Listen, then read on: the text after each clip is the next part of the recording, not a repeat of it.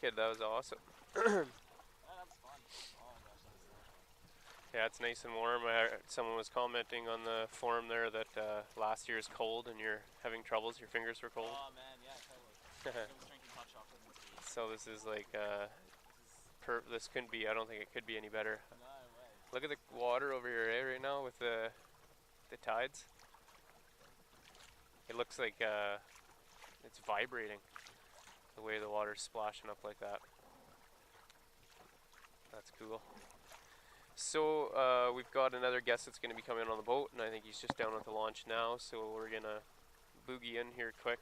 We'll grab him, and then we'll be back out on the water. I think we'll cruise around, maybe chat for a few minutes once we get back out, and then we can get set up and play some more music.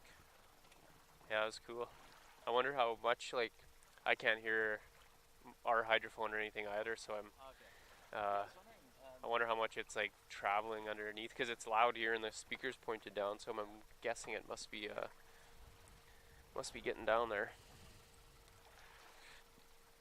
So there was some buffering issues. Hopefully that'll all clear up. Thanks everybody at home for your patience. I know you all wanna hear the music, so I'm just gonna pop the underwater cam up here quick, and then we'll zip on in.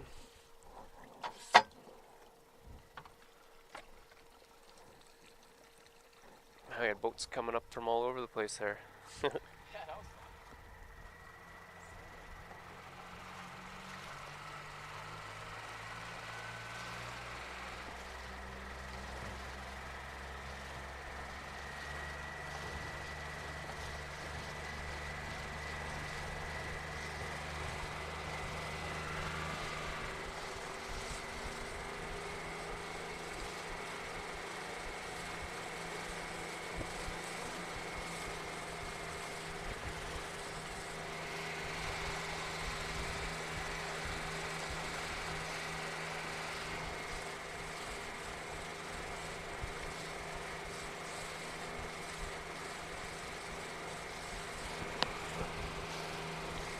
Once we get close, I'm just gonna pop my mic off, and we'll get the boat at launch there, and we'll load up as quick as we can and get back out on the water. Sorry everybody, it's just the plane arrived late, and we'd still like to get them out on the water if we can, so just a minor inconvenience.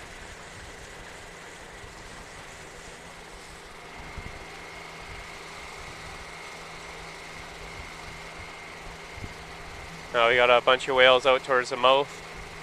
That'll probably be our next destination once we get back out on the water.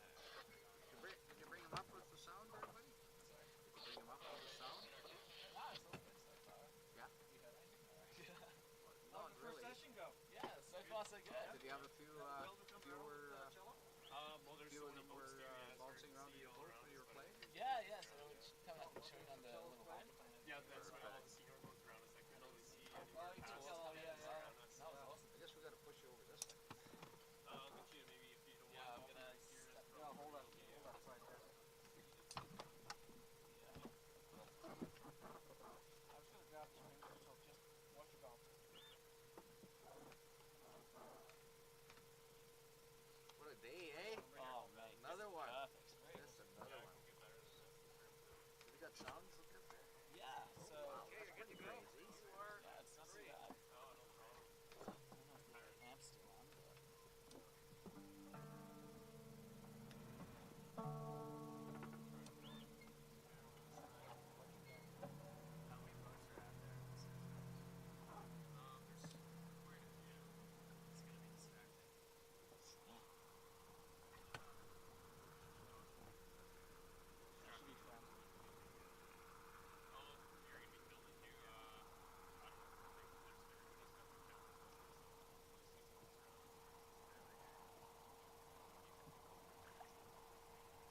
How's the flight? Oh man, yeah. Yeah, if you got time to spare, fly calm air, so it's usually the trick.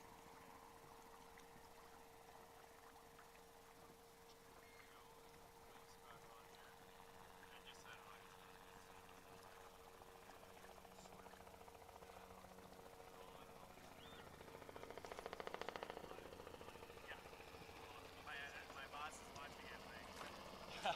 Keeping an eye on you.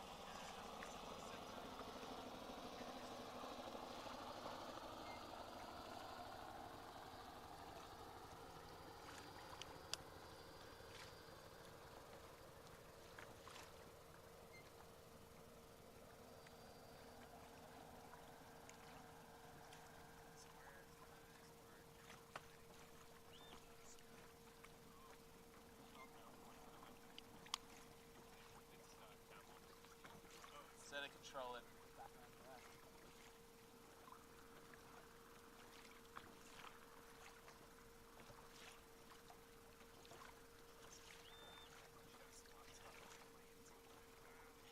Frazzled.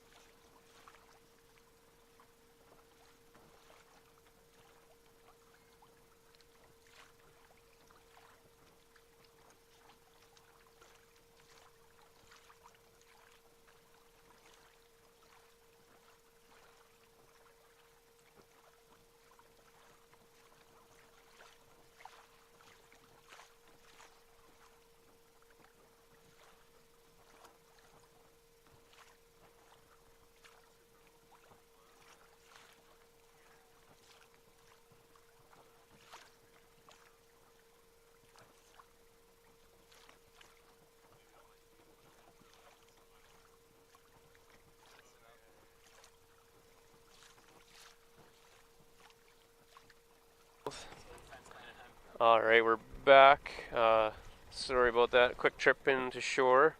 We're back out on the water now, and it looks like I think we're going to head to the mouth. I believe, well, from what I can see, there's a good amount of whales there. We went in and we picked up Brendan. Hi. His name here. If everyone, I think, is wondering what's going on or who we are. Who I am. Hello. My name is Brandon. I'm a travel writer based in New York City. I spent about a decade working for Lonely Planet, writing their guidebooks. Now I'm based in New York, and I'm a freelance travel writer and TV host. Cool. Writing an article about this guy here. TV host for which? Host a show in the U.S. about travel. Oh, nice. Yeah. Sweet. Alright, well, yeah, we're going to head back out here now and go find some more whales, and then we'll get rocking a bit. I was going to talk to you, Rob, a little bit too, and just I'm sure, well, I'm at least curious, I guess, about your instrument and all that, because it doesn't look like your standard cello. So yeah, nice to chat about that a little bit. We can kind of putter over to the mouth, I guess, while we're talking, but everybody's seen, obviously, that's the end of it there, the chord. Everybody's seen in the first video there, or looking now, that it's kind of an odd looking instrument. Yeah, it's kind of funny looking, isn't it? So I've been wanting to play for whales for a very long time. Back home in Brisbane, we have the Queensland Museum. It has a large tunnel, it's a large hall, and there are these two humpback whale models suspended from the ceiling, almost like flying whales. So what I'd do after my university course, I'd go in to this hall and just pitch up with my cello and just imitate these whale sounds as people were walking past. And all these kids would get so excited they could hear these whales just reverberating through the hall. It was kind of funny last year when I went back home. I just decided, oh, why not? For old time's sake, I'll just rock up with my cello and do a quick set there. Within 5 minutes of me playing, there were these 6 security guards just surrounding me, going, "That was cool, but you're not allowed to do that." And they just moved me on. So they got rid of me. So next time I better ask for permission. It'd be cool to play in there and actually do a set. So. But there's nothing like this. There's nothing like playing for real whales and having them interact and vocalize as much as these little guys do. Awesome. So what makes this, it's obviously more compact and stuff, but yeah, so this is an electric cello. This allows me to go out onto the water like this, and it's a bit more weather resistant than your average cello as well. So with a proper acoustic cello, it's a bit more fragile to the elements. So taking it out in this sort of climate where you never know what the climate's going to do, you're exposing it to the elements and it's going to screw up at some point. Whereas this one, I have a bit more control about how much it can withstand in terms of weather. So a couple of years ago, I was able to play under the northern lights in the middle of a street, and it was 4 degrees or 2 degrees, something like that, and I was still able to hold its tune. Whereas a normal cello would just freak out. It would just, all the strings would collapse, the body would warp. So yeah, I definitely have a lot more control. It's a bit more easy to travel with as well. It's not as fragile. Doesn't mean it's indestructible, but it's not as fragile.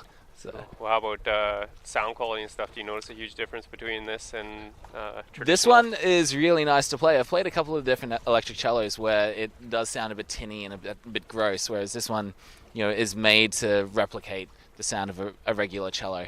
But there's nothing like playing a real cello every now and then That's as well. just like everyone's got their preference. People like old records, they say the sound is much better. We had Simon G, that professional photographer, on the boat a while back, and he said nothing beats film. Like when you really come down to quality and stuff, he believes film is so much better than digital. Digital's more convenient and of course allows you to do many more things, but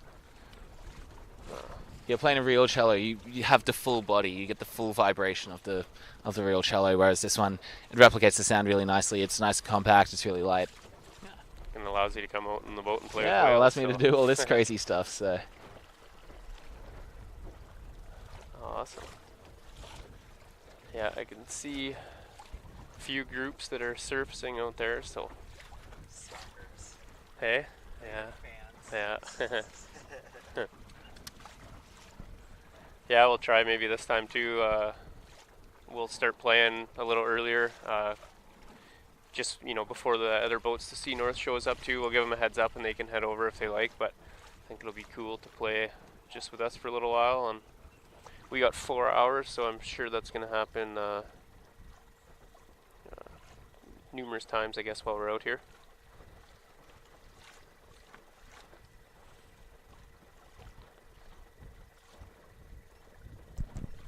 Yeah, we were just talking about the last time I was out playing for Beluga Whales, where it was freezing cold. My fingers started to cramp up, so this is really quite perfect to play in warmer weather.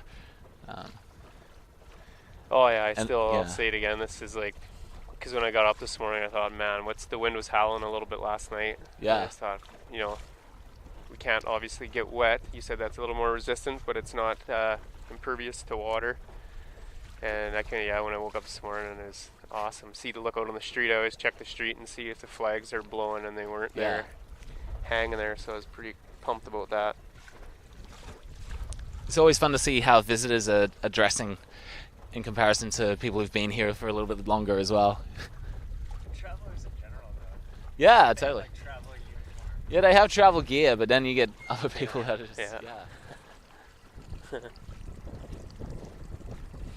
There's definitely something to be said for acclimatizing to a climate as well.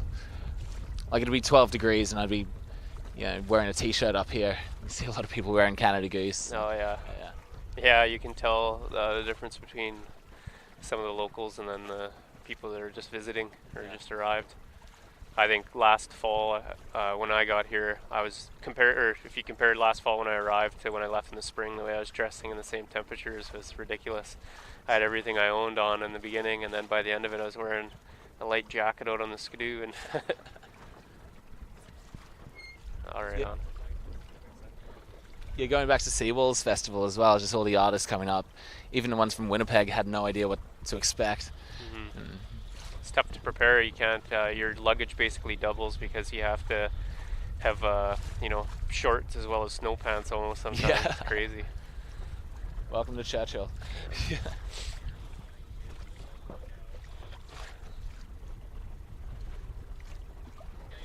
Hey guys. Here we go. Oh, I got some younglings here. Holy crap. Yeah, we got on our starboard side. We got a big group. It looks like mostly adults, but yeah, there's some juvies in there and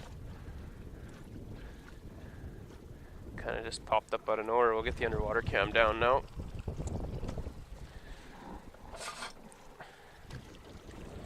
Actually, I'll get the speaker fired back up so we could hear what they're up to down there.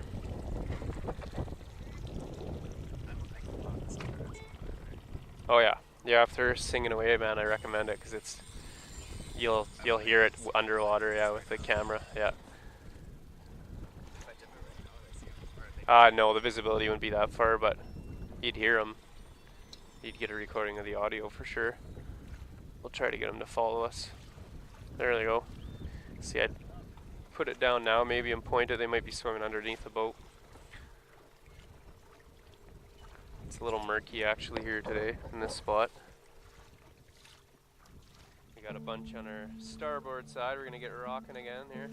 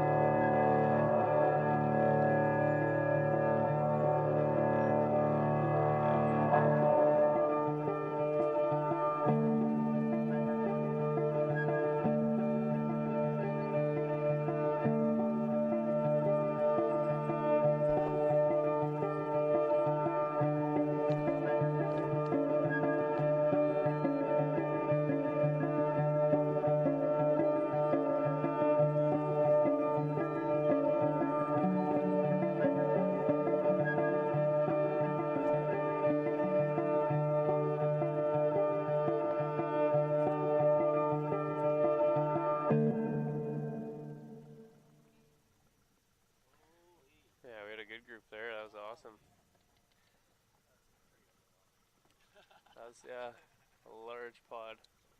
That's sweet. There they go. I was trying to, yeah, the whales are all underneath. I don't know if I got anything, but.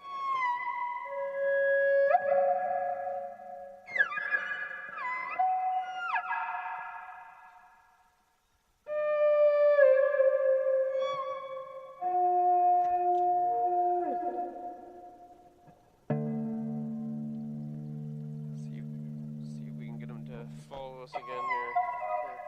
We're reaching the end of our leash. Want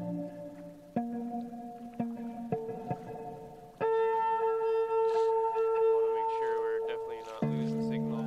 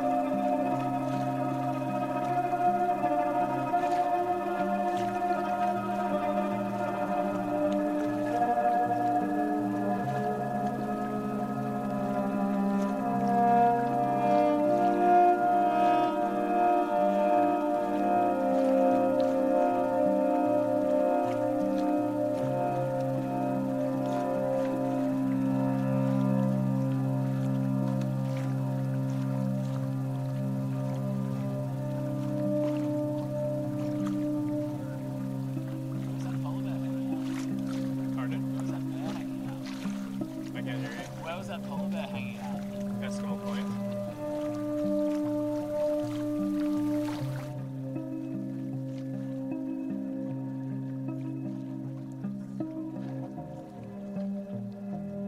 They estimate 3,000 to 4,000 in the estuary each summer. Yeah.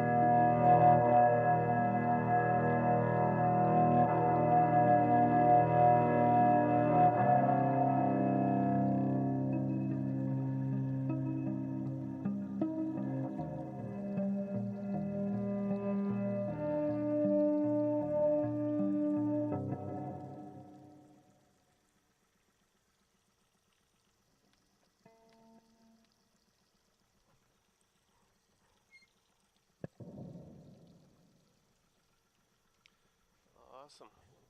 Well, we had some real good activity there for a bit, eh? Just looking around here now and trying to see. There's some that are out more in the bay, but unfortunately we can't head out that way.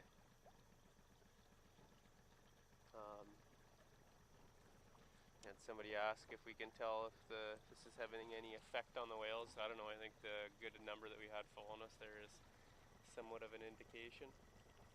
I can't really hear. We have our hydrophone down and I have the speaker on, but I'm kind of unable to hear what sort of noises they're making. I can tell they're vocal today, but let's see here. We got a few questions, I think. Man, we just been getting photos coming in galore. It's awesome. Yeah, oh yeah, there's loads of pictures and they're unreal today. The viz in the water is wicked. Oh, I'm in troubles with the screen. I'll get back to the questions. If you guys do have any questions for me, Brendan, or Rob, fire away and we'll do our best to get to them in between sets here.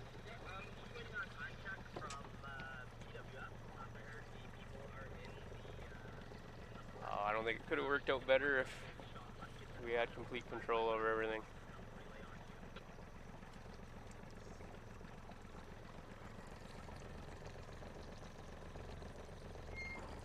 It's starting to get nice and toasty out too, which is good.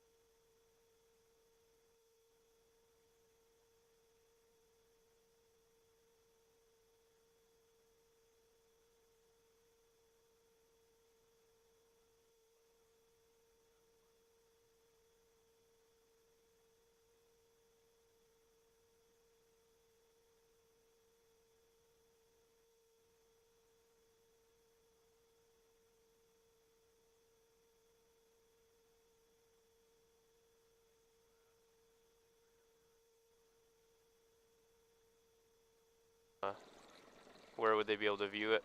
Oh yeah, this particular article is. Or if you want to grab your mic. Sure. So I did. We're just talking here. I got a Sure. question from Cloud asking, where this piece will be that Brendan will put together. Sure. Yeah, the particular piece that I'm writing about the whale whisperer is going to be on a website called Mike, M-I-C, Mike.com. Cool. Yeah. Awesome. How long does it usually take you to kind of get everything? Like, I mean, it's not as if it'll be tomorrow, but. This story will probably come out next week. Oh, cool. And give people the opportunity who aren't watching right now, if they read the article, they can come up to Churchill before the end of the season. Yeah. Book that last tour and get up here and come and see it for themselves. There's a bit of time left. We're aiming for mid-September-ish. Oh, provided totally. the weather cooperates and the whales are still around. And at that point, yeah, as long as I know. Yeah, they say there are some up north in the bay. Not sure if they're going to be heading down or not, but not that I know of. Rob's asking about bowheads and killer whales. I haven't heard of any bowheads in the area, but yeah, they said they're killer whales. They're up north right now in Hudson Bay, but it's hard to say if they're going to make their way down here or not. The Explore.org cameras, they're not picking up how many flies are flying around our heads right now, are they? I don't know. Sometimes we get snapshots. We've had clouds, good piles of them out at some. We've been still very lucky this year, I think. I don't know if you read up on Churchill before you visited, but the bulldogs and mosquitoes and sandflies and a few of the biting insects. So I consider this is peanuts compared to what it could be, I guess. June, July. I mean, that's why I never come to Northern Canada in June. Having grown up in Ottawa, we had our fair share there. Yeah, we get lots of mosquitoes at home in southern Alberta. That's our. Oh yeah. Yeah. It's a state bird. Our good times there, yeah. Cool. I'm trying to look. I still think this area is kind of our best bet. I'm not spotting any other piles of activity or nothing. Pardon?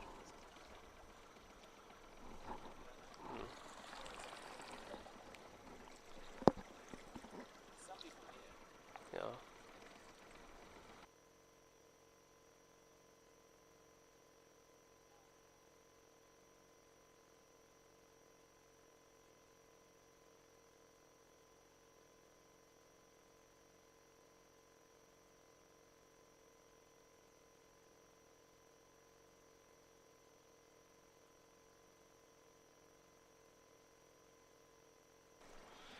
Warm, and then when I got up this morning and went outside, I can smell the smoke in the air. We had some of the smoke blow over from the BC fires a few days ago, and we had some really nice sunsets and sunrises as a result, but it's nuts to think that the fires over there are blowing that much smoke our way. It's crazy. We're a long ways away from BC. I think today, though, in Squamish area, they're expecting some rain, so that's long overdue. I think they're pretty pumped about it. They've had some pretty nasty conditions up there. They don't even recommend going outside right now because of how much smoke is in the air. So you got a little group in front of us. Looks like maybe a calf and an adult, and then just beyond that a couple more.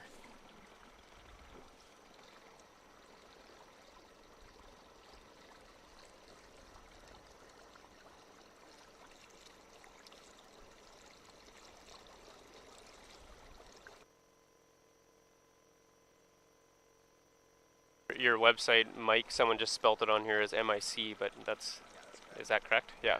This particular article. Okay, yeah. Cool, so that's right. Then, yeah, the link is up on the message board here if anybody's interested in checking it out. Oops.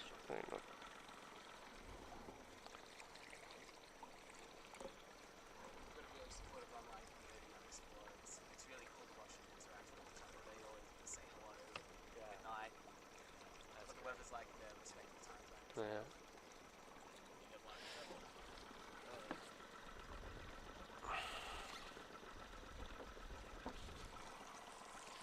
couple whales behind us.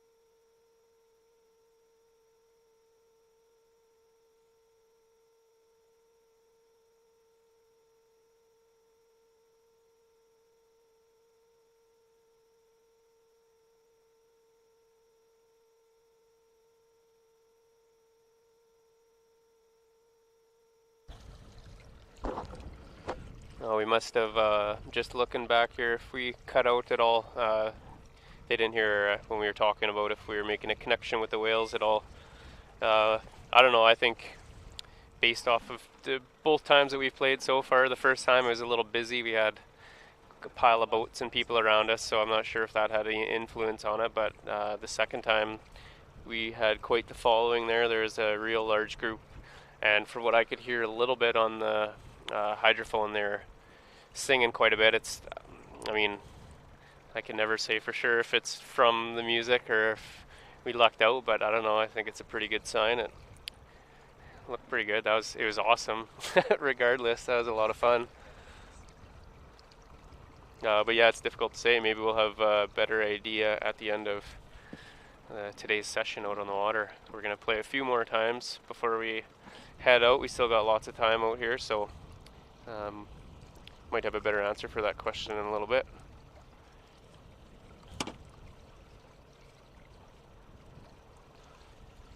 And also, just in case, with the website, so the piece that Brennan will be writing will be on mic.com, mic.com, and he said roughly sometime next week he's hoping to get it out, so definitely go check that out. And then if you did miss today's show, like he was saying, then that's kind of a good spot to go see some highlights and check it out. And Is there a way I can post it to explore, like on a message board or something? possibly, yeah. Yeah, if you want to throw the link up. So Brennan's just asking if he can get the link up on, we have a message board on explore.org. You go to the Beluga Cam and then scroll down, and it's everything there is, yeah, you just have to log in and post the link, or let me know and I could post it, or I'll try to remember to do that too, so. Yeah.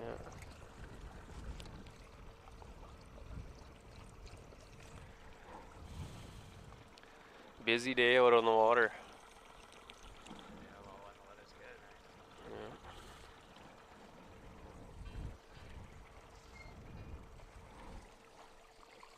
Not picking anything up on the radio either. I think everyone's out in the bay.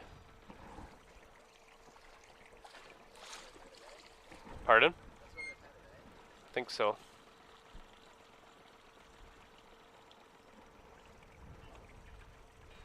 But yeah, we'll try in a bit here, see if we can coax them out, coax them back into the river, play some more tunes, and oh, we already got a few videos up. It looks like Jurgen put up. Cool.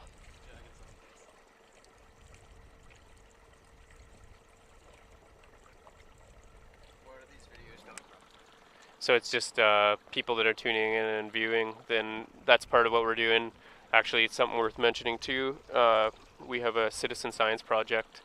That's kind of one of the things we're doing out here on the water. It's called Beluga Bits. And we had Dr. Stefan Peterson was out on the boat with us kind of near the beginning a few weeks ago, talking about, he's one of the co-founders, and he's from the Winnipeg Assiniboine Conservancy. And it's basically a way they're doing research on the whales. So people at home are able to contribute. As they're viewing, they're able to take snapshots of the whales cruising by the camera. And we're looking for different... Yeah, so they have a snapshot icon and they can click, and then what we're trying to do is get photos of them with different identification marks. Like, you'll notice the more whales we see, you'll see some pretty gnarly scars on them, and some have big chunks missing out of them, or on their dorsal ridge they'll have a lot of markings. Also, they look for belly shots to help determine sex, and then all that info, all the snapshots. I think he said they got around 7,000 last year.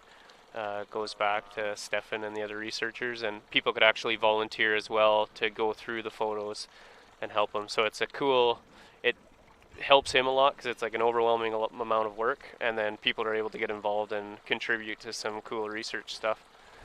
So it's a neat project, and people, yeah, and people have been doing awesome about getting us photos. I see today we've just been loads of really good ones. It's a good way to teach kids about whales or get them engaged and things like that. I think class teachers will take their classes and they'll have them go through the photos. I know there's been groups that have come to Churchill, and that's part of their projects.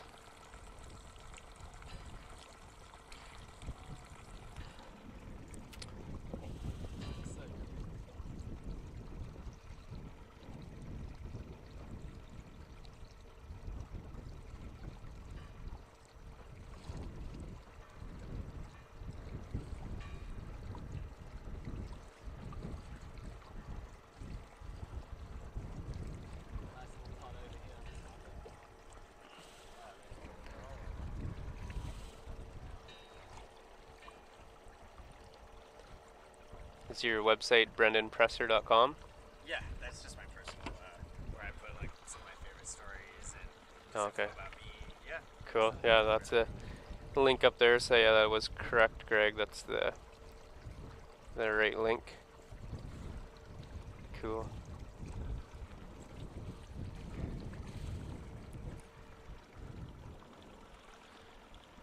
So, Last week I was at Butler Plaza Hotel in New York.